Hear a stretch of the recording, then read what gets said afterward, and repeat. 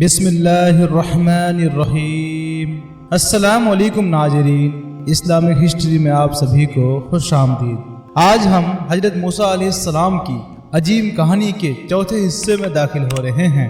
اگر آپ نے پہلے کی 3 قسط نہیں دیکھی تو ڈسکرپشن میں لنک ہیں، اس ویڈیو کے بعد ضرور دیکھیں۔ فرعون بنی اسرائیل کے نرینہ اولاد کے قتل کا حکم دے چکا تھا، لیکن اس کے باوجود حضرت موسیٰ علیہ السلام کے روحانی غلبہ کا خیال اسے اندر ہی اندر بھلائے جا رہا تھا۔ اس کے دل کو سکون نہیں تھا۔ آخر کار اس نے یہ فیصلہ کیا کہ موسیٰ علیہ السلام کو قتل کیے بغیر یہ معاملہ ختم نہیں ہوگا۔ اس نے اپنے درباریوں کو بلا کر کہا کہ اگر موسیٰ کو ہم نے یوں ہی چھوڑے رکھا تو مجھے یہ خوف ہے کہ آہستہ آہستہ تمہارے دین کو بدل دے گا اور مصر میں فساد پھیلائے گا، لہٰذا موسیٰ علیہ السلام کو قتل کر دیا جائے۔ حضرت موسیٰ علیہ السلام کو جیسے ہی فرعون کی سازش کا علم ہوا تو آپ علیہ السلام نے اللہ رب العزت سے ہر متکبر اور ظالم کی ظلم سے نجات کے لیے اللہ تعالیٰ کی پناہ مانگی۔ سورہ مومنون آیت 26 سے 27۔ فرعون کہنے لگا، مجھے چھوڑ دو، میں موسیٰ کو قتل کر دیتا ہوں اور موسیٰ اپنے رب کو پکار کر دیکھ لے۔ مجھے یہ ڈر ہے کہ موسیٰ تمہارے دین کو بدل دے گا یا ملک میں فساد برپا کر دے گا۔ اور موسیٰ علیہ السلام نے کہا، میں اپنے اور تمہارے رب کی پناہ میں آتا ہوں ہر اس تکبر کرنے والے شخص کی برائی سے جو حساب کے دن پر ایمان رکھتا ہو۔ جس مجلس میں فرعون اور اس کے درباری حضرت موسیٰ علیہ السلام کے قتل کے بارے میں گفتگو کر رہے تھے، اسی مجلس میں فرعون کی قوم میں سے ایک ایسا مومن بھی موجود تھا جو ابھی تک اپنے ایمان کو چھپائے ہوئے تھا۔ اس نے جیسے ہی حضرت موسیٰ علیہ السلام کے قتل کا منصوبہ سنا تو اپنی قوم کو سمجھایا کہ تم ایک ایسے آدمی کو قتل کرنا چاہتے ہو جو صرف یہ کہتا ہے کہ میرا رب اللہ ہے اور اپنی رسالت پر دلائل بھی لے کر آیا ہے۔ اگر وہ جھوٹا ہے تو اس کے جھوٹ کا نقصان اسے ہی آ پہنچے گا، اگر وہ سچا ہے تو پھر وہ جس عذاب کی تمہیں دھمکی دے رہا ہے وہ تمہیں ضرور پہنچ کر رہے گا، لہٰذا تم یہ نہ سمجھو کہ ہمیشہ تمہاری ہی بات صحت رہے گی، اس کو زوال بھی آ سکتی ہے۔ مجھے تو تمہارے بارے میں یہ خطرہ ہے کہ کہیں تمہارا حال بھی تم سے پہلے کی نافرمان قوموں جیسا نہ ہو، جیسے قوم نوح، قوم عاد، قوم سمود وغیرہ۔ یاد رکھو قیامت کے دن تمہیں کوئی بھی اللہ تعالیٰ کے عذاب سے بچانے والا نہ ہوگا۔ پھر اس نے اپنی قوم کو اور بھی کئی نصیحتیں کی۔ فرعون اور اس کے درباریوں نے جب اس مومن کی گفتگو سنی تو ان کا رخ حضرت موسیٰ علیہ السلام سے ہٹ کر اس مومن کی طرف ہو گیا اور انہوں نے چاہا کہ پہلے اسے قتل کرے، مگر اللہ تعالیٰ نے فرعون اور اس کے درباریوں کی چال کو ناکام بنا دیا۔ جب فرعون کی قوم میں سے ایک مومن آدمی نے اعلان حق کیا اور دلائل کے ساتھ حضرت موسیٰ علیہ السلام کی حمایت میں گفتگو کی تو فرعون کے پاس اس کی باتوں کا کوئی جواب نہیں تھا۔ اس کے باوجود فرعون نے اپنی قوم کو مطمئن کرتے ہوئے کہا، میں جو کچھ دیکھ رہا ہوں اس کے مطابق تمہیں رائے دے رہا ہوں۔ کیا تم دیکھ نہیں رہے ہو کہ مصر کی حکومت میرے ہاتھ میں ہے اور تم یہاں کتنے پرسکون زندگی گزار رہے ہو؟ حقیقت یہ ہے کہ فرعون اپنے دل ہی دل میں یہ جانتا تھا کہ حضرت موسیٰ علیہ السلام اللہ تعالیٰ کے سچے نبی ہیں اور جو کچھ وہ لے کر آئے ہیں یقیناً وہ اللہ تعالیٰ کی طرف سے ہیں، لیکن کفر، تکبر اور ظلم و زیادتی کے بنا پر اس کے برعکس گفتگو کرتا رہا، اس لیے اس کا انجام بھی بہت برا ہوا۔ سورہ زخرف آیت 51 سے 54۔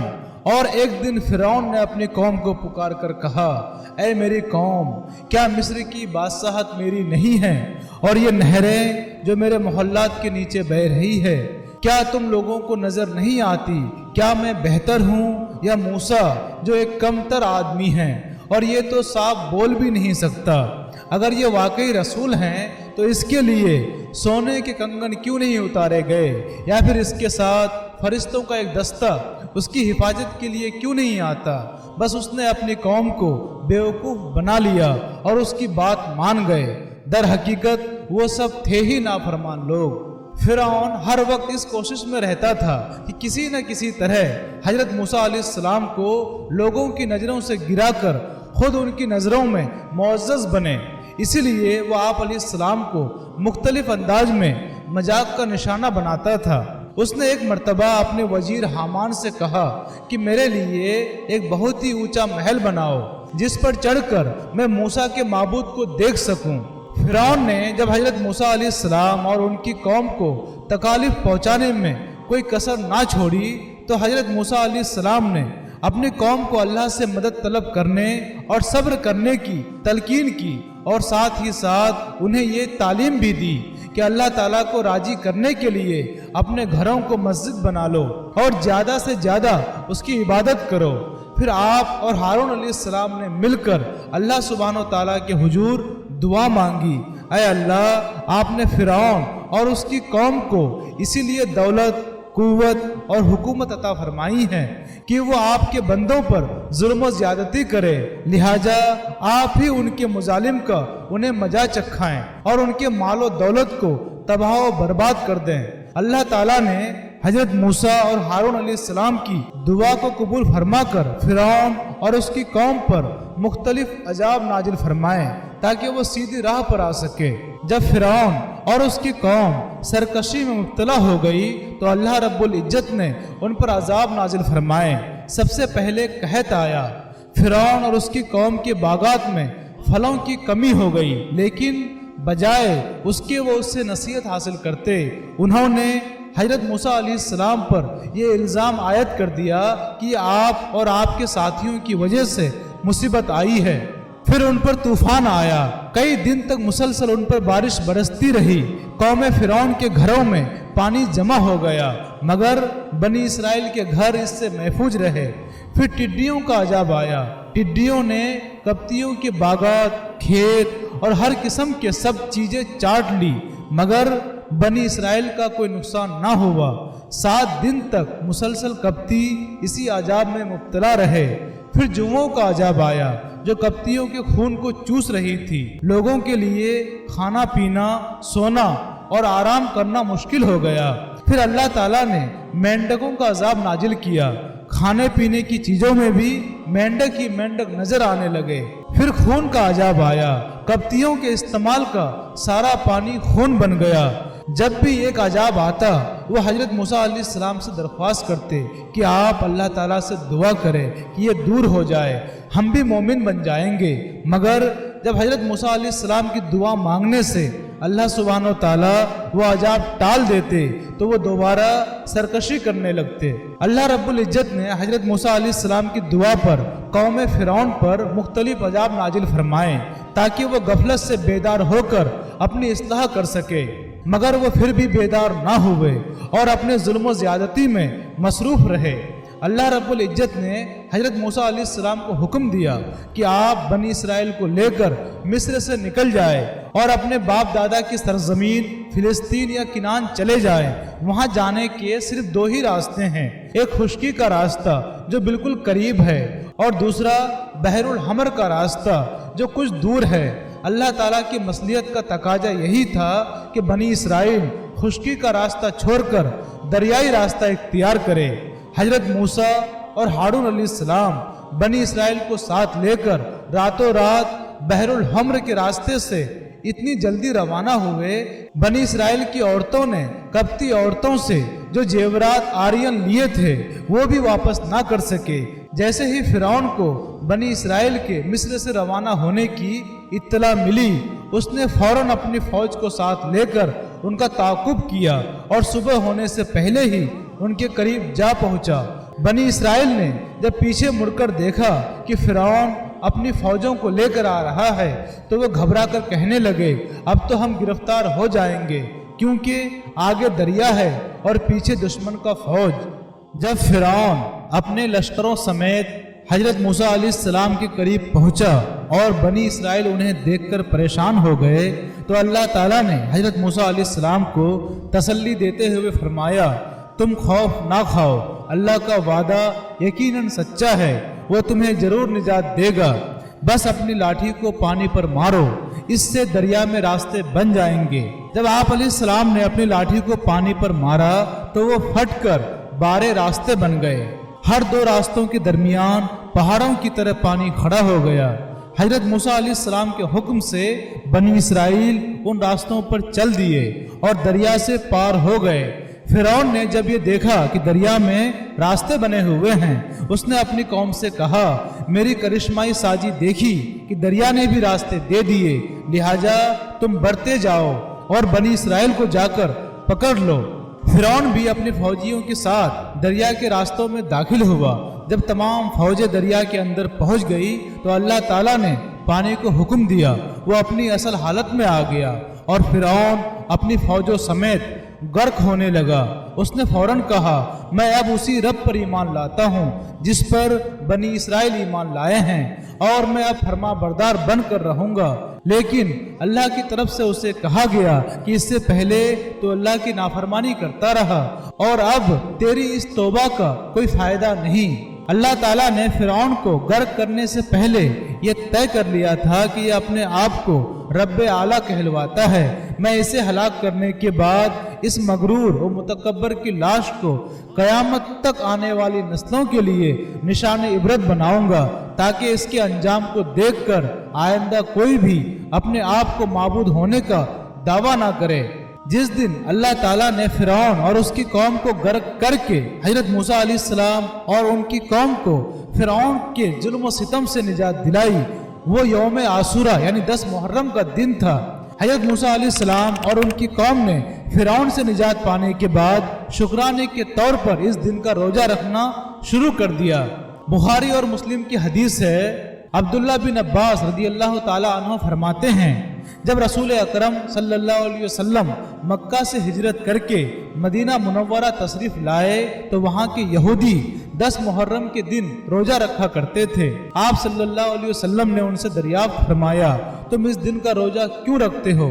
انہوں نے جواب دیا یہ بڑا مبارک دن ہے، اس دن اللہ تعالیٰ نے موسیٰ علیہ السلام اور اس کی قوم کو فرعون کے ظلم و ستم سے نجات عطا فرمائی تھی۔ فرعون اور اس کی فوج کو دریا میں غرق کیا تھا۔ موسیٰ علیہ السلام نے شکر کے طور پر اس دن کا روزہ رکھا تھا، اسی لیے ہم بھی اس دن کا روزہ رکھتے ہیں۔ آپ صلی اللہ علیہ وسلم نے صحابہ کرام رضی اللہ تعالی عنہما سے فرمایا ہم موسیٰ علیہ السلام سے تعلق رکھنے کا زیادہ حق رکھتے ہیں اور ان سے زیادہ قریب ہیں۔ پھر آپ صلی اللہ علیہ وسلم نے خود بھی یوم عاشورہ کا روزہ رکھا اور صحابہ کرام کو بھی اس دن روزہ رکھنے کا حکم دیا۔ یاد رہیں یہودی کے مخالفت کرتے ہوئے آپ صلی اللہ علیہ وسلم نے صحابہ کرام کو 10 محرم کے ساتھ 9 محرم کا روزہ رکھنے کی بھی تعلیم دی۔ جب اللہ تعالیٰ نے بنی اسرائیل کو باحفاظت دریا پار کروا دیا اور فرعون اور اس کی قوم کو غرق کر کے ان کی جائیدادوں کا بنی اسرائیل کو وارث بنا دیا، بنی اسرائیل نے اپنی آنکھوں سے فرعون اور اس کی فوج کو غرق ہوتے ہوئے بھی دیکھ لیا۔ اس کے باوجود بھی انہیں اللہ تعالیٰ پر وہ اعتماد اور یقین کامل نہ ہوا جو ہونا چاہیے تھا۔ دریا پار کرنے کے بعد ان کا گزر ایک ایسی قوم کے پاس سے ہوا جو بتوں کی پوجا کرنے میں مشغول تھی۔ اس قوم کو دیکھتے ہی بنی اسرائیل نے حضرت موسیٰ علیہ السلام سے مطالبہ کر دیا ہمارے لیے بھی ایسے ہی معبود بنا دیجئے جیسے ان کے خود ساختہ معبود ہیں۔ حضرت موسیٰ علیہ السلام نے جب قوم کا یہ مطالبہ سنا تو ان پر بہت زیادہ ناراضگی کا اظہار کیا اور فرمایا کہ تم اپنی آنکھوں سے اللہ تعالیٰ کو چھوڑ کر دوسروں کی پوجا کرنے والوں کا انجام دیکھ چکے ہو، اس کے باوجود اسی چیز کا مطالبہ کر رہے ہو جسے اختیار کر کے وہ تباہ ہوئے تھے۔ دریا پار کرنے کے بعد بنی اسرائیل جس سرزمین پر پہنچے وہاں دور دور تک پانی موجود نہیں تھا۔ بنی اسرائیل فوراً گھبرا گئے، حضرت موسیٰ علیہ السلام سے مطالبہ کرنے لگے کہ ہمارے لیے پانی کا انتظام کیجیے ورنہ ہم پیاس سے مر جائیں گے۔ حضرت موسیٰ علیہ السلام نے اللہ تعالیٰ کے حضور پانی کی درخواست کی تو اللہ تعالیٰ نے آپ علیہ السلام کو حکم دیا کہ اپنی لاٹھی پتھر پر مار دو۔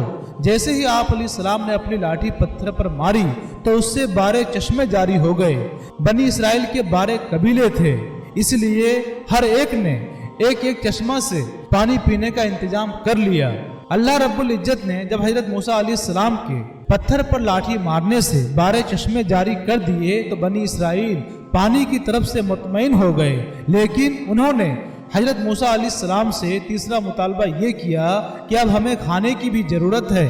حضرت موسیٰ علیہ السلام نے اللہ تعالیٰ سے دعا مانگی، اللہ رب العزت نے ان کے کھانے کے لیے من و سلوہ نازل فرما دیے۔ من ایک قسم کا میٹھا گوند شبنم کی مانند گاڑی چٹنی جیسا تھا جو شہد سے زیادہ میٹھا اور دودھ سے زیادہ سفید تھا۔ یہ درختوں پر شبنم کی طرح یعنی اوس کی بوندوں کی طرح پڑا ہوتا تھا۔ ہر آدمی اپنی ضرورت کے مطابق اسے اٹھا لیتا۔ سلوا بٹیر کے مصابہ سرخی مائل پرندے تھے جو درختوں پر آ کر جمع ہو جاتے تھے۔ بنی اسرائیل روزانہ ضرورت کے مطابق انہیں پکڑ کر بھون کر کھا لیا کرتے تھے۔ سورہ طہ آیت 80۔ اے بنی اسرائیل دیکھو، ہم نے تمہیں تمہارے دشمن سے نجات دی اور تم سے طور پہاڑ کے دائیں طرف آنے کا وعدہ لیا اور تم پر تمہارے کھانے کے لیے من و سلوہ اتارا۔ جب بنی اسرائیل کو کھانے اور پینے کی چیزیں اچھی مقدار میں ملنے لگی اور وہ اس حوالے سے مطمئن ہو گئے تو انہوں نے حضرت موسیٰ علیہ السلام سے مزید یہ مطالبہ کر دیا کہ یہاں گرمی بہت زیادہ ہے اور سایہ دار درخت بھی موجود نہیں ہے، کہیں ایسا نہ ہو کہ اس گرمی کی شدت سے ہماری موت واقع ہو جائے۔ حضرت موسیٰ علیہ السلام نے اللہ تعالیٰ سے دعا مانگی تو اللہ تعالیٰ نے بادلوں کو ان پر سایہ کرنے کا حکم دیا۔ بنی اسرائیل جہاں بھی جاتے بادل ان پر سایہ کیے رہتے۔ جب بنی اسرائیل کے لیے کھانے پینے اور سائے کا انتظام ہو گیا تو انہوں نے حضرت موسیٰ علیہ السلام سے ایک اور مطالبہ کر دیا کہ اے موسیٰ، ہم روزانہ ایک ہی کھانا من و سلوہ نہیں کھا سکتے، اللہ تعالیٰ سے دعا کرے کہ وہ ہمارے لیے دیگر سبزیوں کا انتظام بھی کرے۔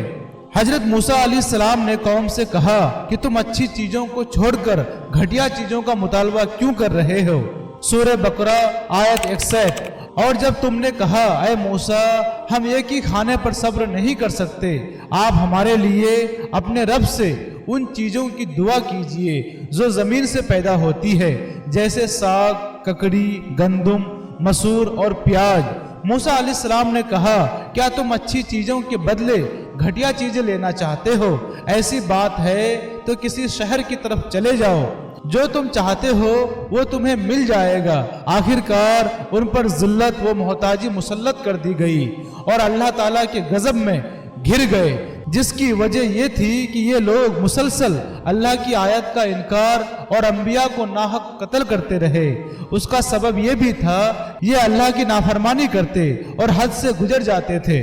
جب حضرت موسیٰ علیہ السلام بنی اسرائیل کے ہمراہ بیت المقدس کی طرف روانہ ہوئے تو ان کا سامنا ایک طاقتور قوم عمالقہ سے ہوا۔ حضرت موسیٰ علیہ السلام نے بنی اسرائیل کو جہاد کا شوق دلاتے ہوئے فرمایا تمہارا اصل وطن بیت المقدس ہے جو تمہارے جد امجد حضرت یعقوب علیہ السلام کے زمانے میں تمہارے قبضے میں تھا، وہاں پر قوم عمالقہ نے قبضہ کر لیا ہے، تم انہیں وہاں سے نکال کر خود آباد ہو جاؤ، اور ساتھ ساتھ انہیں کامیابی کی خوشخبری بھی سنائی۔ سورہ مائدہ آیت 20 سے 26۔ اور یاد کرو جب موسیٰ علیہ السلام نے اپنی قوم سے کہا اے میری قوم کے لوگوں، اللہ کی اس نعمت کو یاد کرو کہ اس نے تم میں سے بہت سے انبیاء پیدا کیے اور تمہیں بادشاہ بنایا اور تمہیں وہ سب کچھ عطا فرمایا جو جہاں والوں میں سے کسی کو نہیں دیا۔ اے میری قوم، اس مقدس سرزمین میں داخل ہو جاؤ جو اللہ نے تمہارے نام لکھ دی ہے، اور تم پیٹ پھیر کر نہ بھاگو ورنہ ناکام و نامراد ہی لوٹو گے۔ انہوں نے جواب دیا اے موسیٰ، بے شک وہاں تو جور آور سرکش لوگ رہتے ہیں، اور جب تک وہ وہاں سے نکل نہ جائے ہم تو ہرگز وہاں نہ جائیں گے۔ ہاں اگر وہ وہاں سے نکل جائے تو پھر ہم ضرور بخوشی چلے جائیں گے۔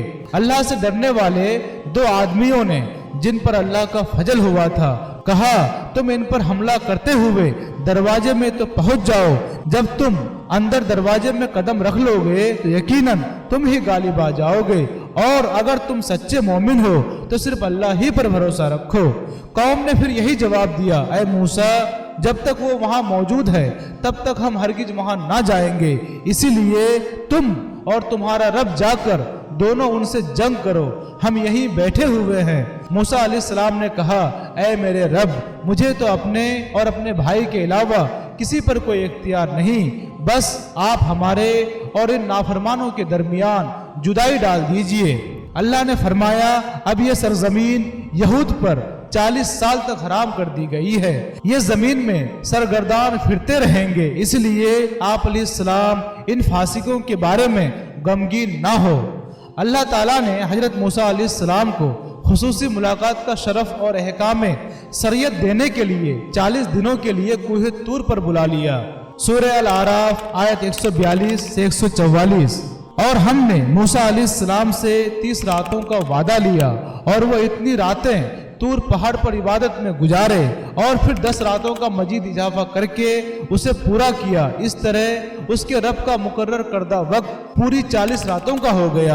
اور موسیٰ علیہ السلام نے جاتے جاتے اپنے بھائی ہارون علیہ السلام سے کہا تھا کہ میری غیر موجودگی میں میری قوم کا انتظام تم سنبھالنا اور ان کی اصلاح کرتے رہنا اور فساد پھیلانے والوں کی راہ پر مت چلنا۔ اور جب موسیٰ علیہ السلام ہمارے مقرر وقت پر طور پہاڑ پر آئے، موسیٰ علیہ السلام سے ان کے رب نے کلام کیا تو موسیٰ علیہ السلام نے کہا، اے میرے رب، مجھے اپنا دیدار نصیب فرما کہ میں آپ کو ایک نظر دیکھ سکوں۔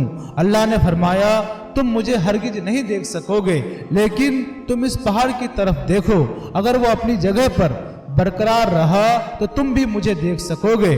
پھر جب ان کے رب نے پہاڑ پر تجلی فرمائی تو اس تجلی نے پہاڑ کو ریزہ ریزہ کر دیا اور موسیٰ علیہ السلام بے ہوش ہو کر زمین پر گر پڑے۔ جب ہوش میں آئے تو عرض کیا، بلا شبہ آپ کی ذات ہر عیب سے پاک ہے، میں آپ کے حضور توبہ کرتا ہوں اور میں سب سے پہلے ایمان لانے والا ہوں۔ اللہ نے فرمایا، اے موسیٰ، میں نے لوگوں میں سے پیغمبری اور ہم کلامی کے لیے تمہیں منتخب کر لیا ہے، لہٰذا جو کچھ میں نے تمہیں عطا کیا ہے اس کو لے لو اور میرے شکر گزاری میں شامل ہو جاؤ۔ حضرت موسیٰ علیہ السلام کی زندگی کا یہ چوتھا حصہ ہمیں کئی اہم سبق دیتا ہے۔ ان کی قیادت، صبر اور اللہ کی راہ میں دی گئی قربانیاں ہمیں یہ سکھاتی ہے کہ مشکلات میں بھی ہمیں اللہ پر مکمل بھروسہ رکھنا چاہیے۔ جب بھی ہم مشکل وقت کا سامنا کریں، ہمیں حضرت موسیٰ علیہ السلام کی طرح اللہ کی مدد کی طلب کرنی چاہیے اور اپنے ایمان کو مضبوط رکھنا چاہیے۔ ان کی زندگی کے اس مرحلے کا اختتام ہمیں یہ یاد دلاتا ہے کہ اللہ تعالیٰ اپنے بندوں کی دعاؤں کا جواب دیتا ہے اور ان کی رہنمائی کرتا ہے۔ انشاءاللہ اگلی نشست میں ہم حضرت موسیٰ علیہ السلام کے آخری حصے کا جائزہ لیں گے، جہاں ہم ان کی مزید تعلیمات اور ان کی زندگی کے آخری لمحات پر گفتگو کریں گے۔ اللہ تعالی ہمیں ہدایت عطا فرمائے اور ہمیں ان کی سیرت سے رہنمائی حاصل ہو، آمین۔